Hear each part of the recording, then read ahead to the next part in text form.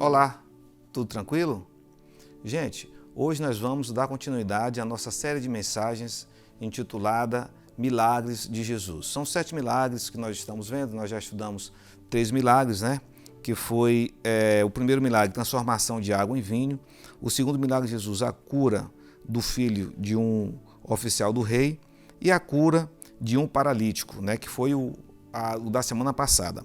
Hoje nós vamos estudar o quarto milagre de Jesus no Evangelho de João, que encontra-se no capítulo 6. Eu quero ler com você agora, que diz assim: Algum tempo depois, Jesus partiu para outra margem do mar da Galileia, ou seja, do mar de Tiberíades, e grande multidão continuava a segui-lo, porque viram os sinais miraculosos que ele tinha realizado nos doentes. Então Jesus subiu ao monte e sentou-se com seus discípulos. Estava próxima à festa judaica da Páscoa. Levantando os olhos e vendo uma grande multidão que se aproximava, Jesus disse a Filipe: Onde compraremos pão para esse povo comer?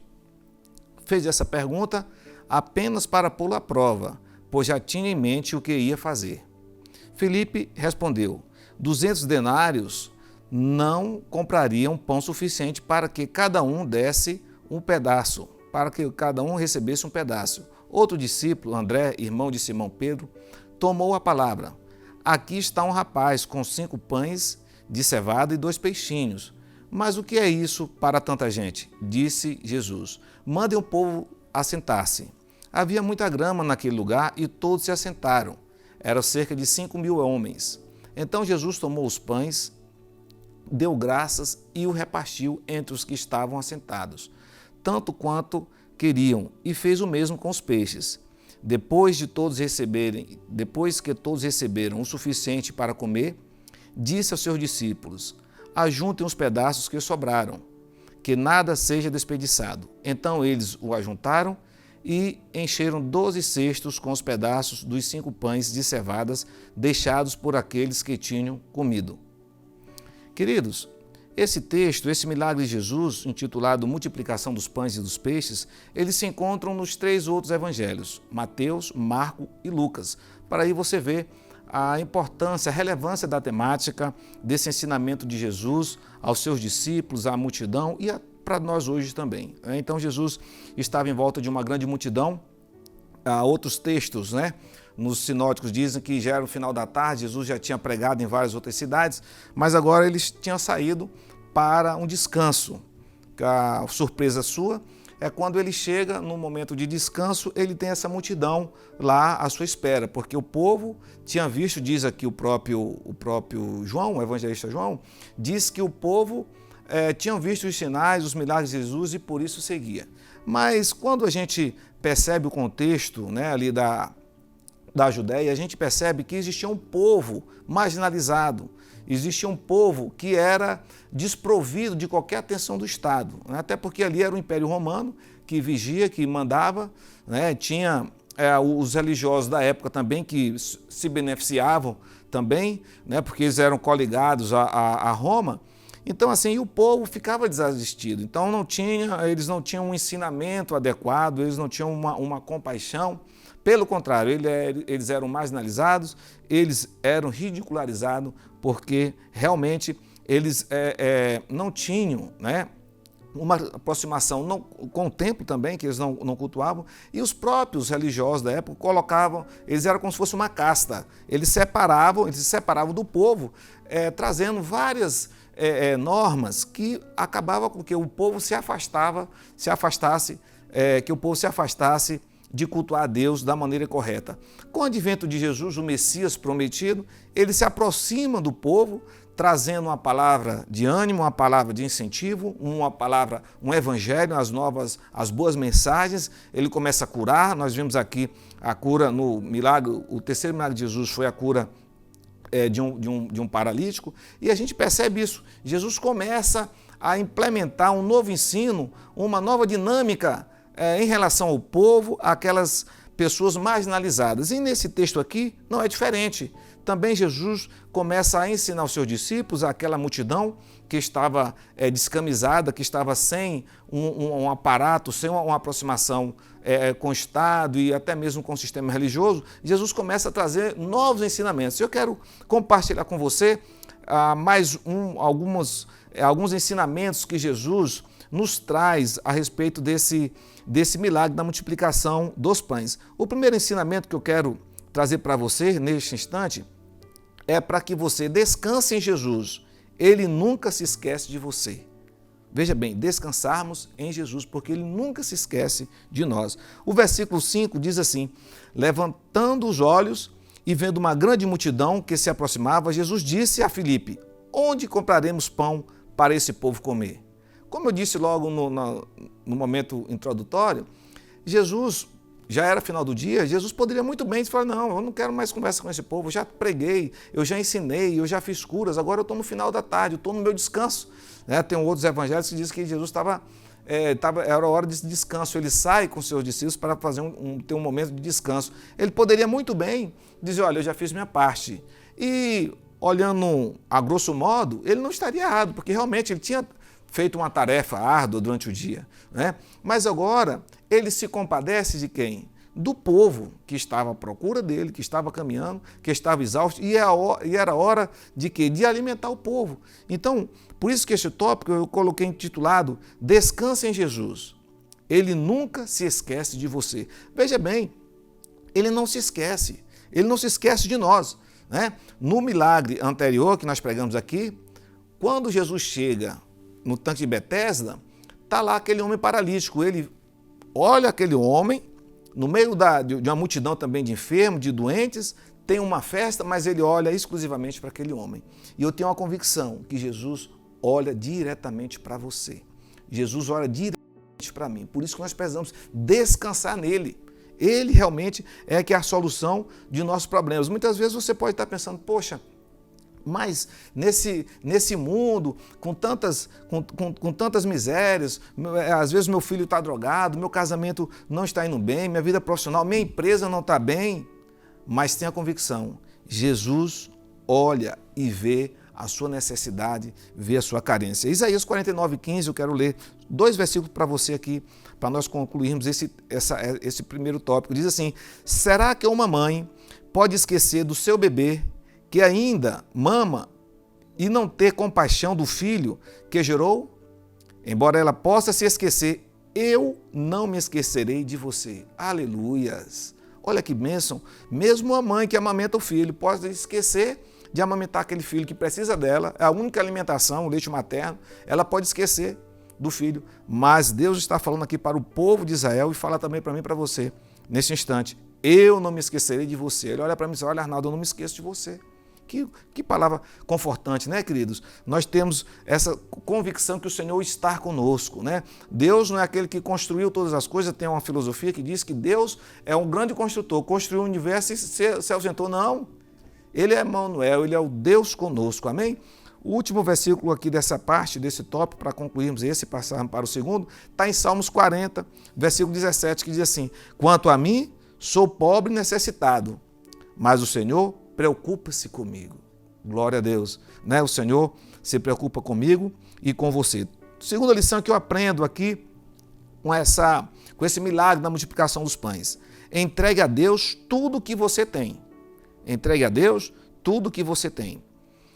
Diz assim, o versículo 9: aqui está um rapaz com 5 pães de cevada e 2 peixinhos. Mas o que é isto para tanta gente? Queridos, quando existe essa pergunta de Jesus, ele primeiro pergunta para Filipe, né? Jesus diz: olha, o que é que a gente vai dar para comer? Filipe diz assim: olha, Senhor, 200 denários, ou seja, um dia de trabalho, era uma diária, um denário, né? É como se fosse uma diária de 150, 180 reais, vai dar quase 30 mil reais para alimentar essa multidão. Ele diz assim, para dar um pedaço, não era alimentar que fosse farto, mas só para dar um pedaço. Mas depois André, irmão de Pedro, diz assim: olha, tem um rapaz que tem aqui, ele está aqui, 5 pães e 2 peixes. Então foi entregue para Jesus aqueles elementos. Então, o que é que eu aprendo com isso? É que nós precisamos entregar tudo o que nós temos. Às vezes você diz assim: pastor, eu não tenho nada. Tem sim. você tem sua vida. Primeiro você tem que entregar a sua vida para Jesus. Mas depois, naquilo que você tiver, na sua condição de existência, você precisa entregar. Você precisa entregar o seu casamento, a sua família, o seu filho, a sua profissão. Você pode dizer assim, pastor, eu só tenho o primário, que no meu tempo era primário, né? Hoje é um ensino fundamental, um ensino médio.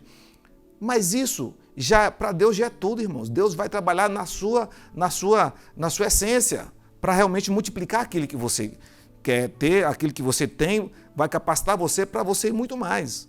Né? Steve Jobs, um grande homem da informática, segundo alguns relatos, dizem que ele não formou o curso superior dele. Mas olha só quem foi Steve Jobs, né?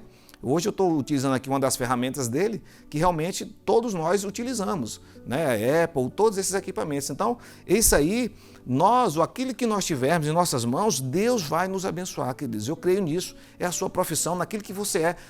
Pastor, eu sou profissional liberal, Deus vai te abençoar. Olha, eu sou um artesão, Deus vai te abençoar. Olha, eu faço salgadinho, Deus vai te abençoar nisso aí. Entregue isso para Deus, que Ele vai realmente te multiplicar, Ele vai te abençoar. Eu quero citar 2 exemplos aqui bíblicos de homens que tiveram poucas coisas nas suas mãos, mas que Deus fez do pouco muito. Veja bem, primeiro é Moisés, tinha uma vara, e os filhos de Israel passaram pelo meio do mar em seco. Êxodo 14, 16, 21, 22.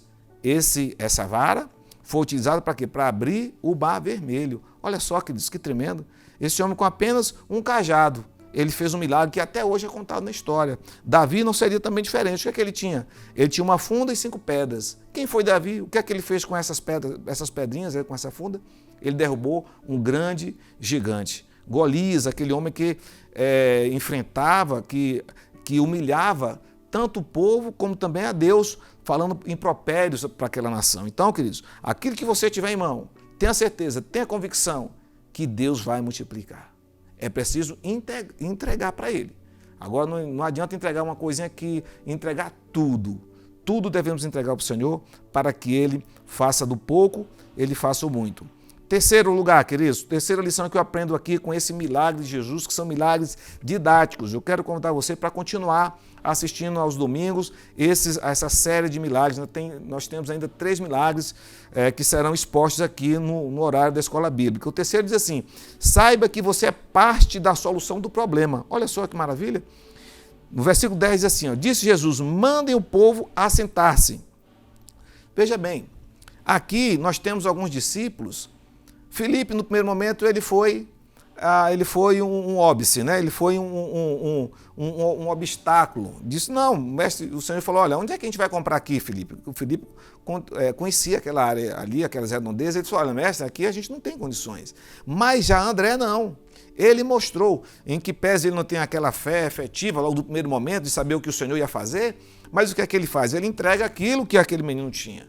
Então, queridos, eu e você, nós somos a solução do problema. Eu e você precisamos ser solução do problema, não ser obstáculo, ser óbice, né? Ser muro, ser muralha para Deus operar. Não, abra o seu coração, se entregue a Jesus, né? Tudo que você tem, que Ele vai lhe abençoar. Você e eu somos instrumentos de Deus para solucionar o nosso problema. Só que qual o grande problema do ser humano, queridos? É nós acharmos que o problema é do outro. Quantas vezes a gente não ouve uma mensagem e a gente diz, olha, se meu filho estivesse aqui, essa palavra ia ser boa para meu esposo, olha esse vídeo, vou mostrar para alguém que ele está precisando. Queridos, muitas vezes quem está precisando somos nós, né?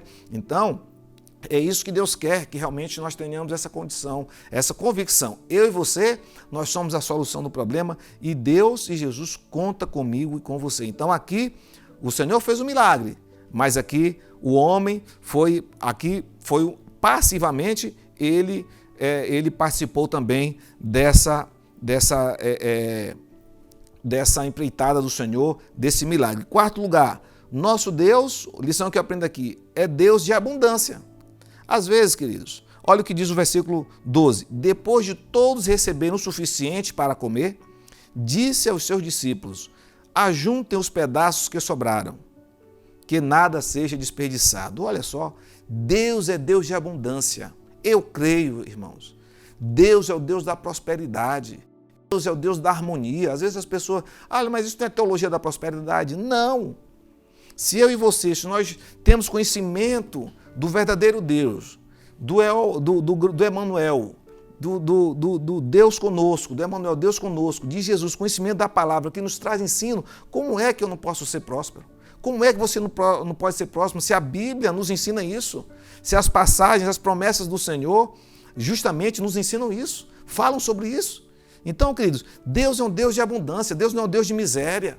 Deus, nesse milagre da multiplicação, nós aprendemos que com pouco Deus faz muito. Então é por isso que Deus é o Deus da abundância. Então não basta as pessoas ficarem achando que são coitadinhas. Não. Deus nos chamou para a liberdade, Deus nos chamou para a prosperidade, para uma família abençoada, para uma vida saudável, equilibrada. Então, queridos, creia nisso, Deus é o Deus de abundância. Né? Olha só, o que a Bíblia fala a respeito de vida, ele fala vida e abundância. Quando fala de salvação, tão grande salvação. Então não é só, é tão grande salvação. Quando fala em bênçãos, fala em muitas bênçãos, ricas bênçãos, bênçãos sem medidas. Quando fala em frutos, fala em muitos frutos, em abundância de frutos. Então, esse é o nosso Deus, é o nosso Deus da prosperidade, da alegria, do ânimo, da motivação para que eu e você possamos vencer no dia mal. É isso que eu creio e é isso que os milagres de Jesus ensinam. Todos eles ensinam isso. Né? Desde o primeiro, quando ele faz ali na boda de casamento na Galileia, né, em Caná da Galileia, ele transforma água em vinho. Por último, querido, nossa última lição que eu vejo aqui, creia que Jesus fará um milagre através de você. Olha só, ali quando eu falei que você é parte do problema, é o tópico 3. Agora eu digo o seguinte, Jesus fará um milagre através de você. Veja aqui, versículo 11. Então Jesus tomou os pães, orou, deu graças, né? Agradeceu a Deus e os repartiu entre os seus que estavam assentados, tanto quanto queriam, e fez o mesmo com os peixes. Depois que todos receberam o suficiente para comer, disse aos seus discípulos, juntem os pedaços que sobraram. Nada deve ser despedaçado. Quando eu faço o cotejamento desse versículo aqui com outros de Mateus e Marcos e Lucas, veja o que é que diz, olha, tendo mandado as multidões que se reclinassem sobre a relva, tomou os 5 pães e os 2 peixes, e erguendo os olhos ao céu, os abençoou, a mesma coisa aconteceu, partiu aos pães, deu-os aos discípulos e os discípulos às multidões. Olha só, então o milagre é fornecido por Jesus. Agora, eu sou instrumento para levar esse milagre para as outras pessoas. Olha o que acontece. E os discípulos às multidões. Então o Senhor orou, pegou o pão, Pai, te dou graças, agradeceu, fez uma oração, né? Eu creio que ele agradeceu, pediu a bênção de Deus, a multiplicação daqueles 5 elementos, e mais 2, ou aqueles 7 elementos, e fez com que houvesse aquela multiplicação. Então o Senhor passou agora a missão para quem? Para os seus discípulos fizessem, né, fossem instrumento de Deus, fosse instrumento de Jesus. Jesus fez agora, como se disse assim, olha, eu fiz, agora é com vocês. Vocês agora vão transmitir também essa palavra, esse pão da vida para as outras pessoas. Queridos, eu e você também somos instrumentos de Deus para levar e para fazer o milagre para outras pessoas.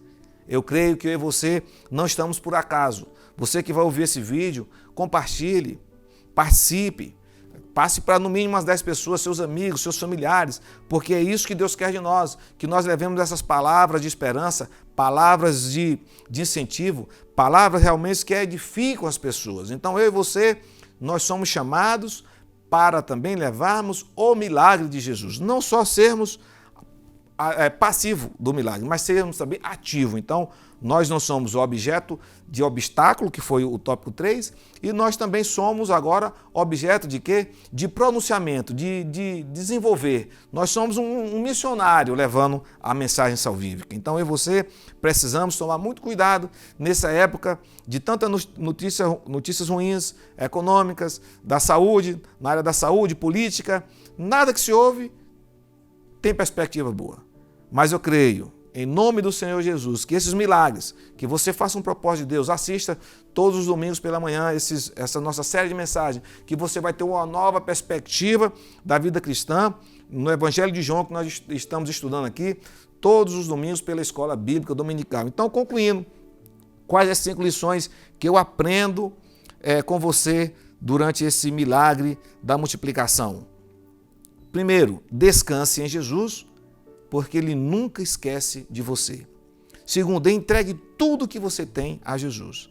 Terceiro, saiba que você é parte da solução do problema. Quarto, nosso Deus é Deus de abundância, creia nisso. E por último, creia que Jesus fará o milagre através de você. Amém? Muito obrigado. Deus abençoe. Tenham todos um excelente dia em nome de Jesus.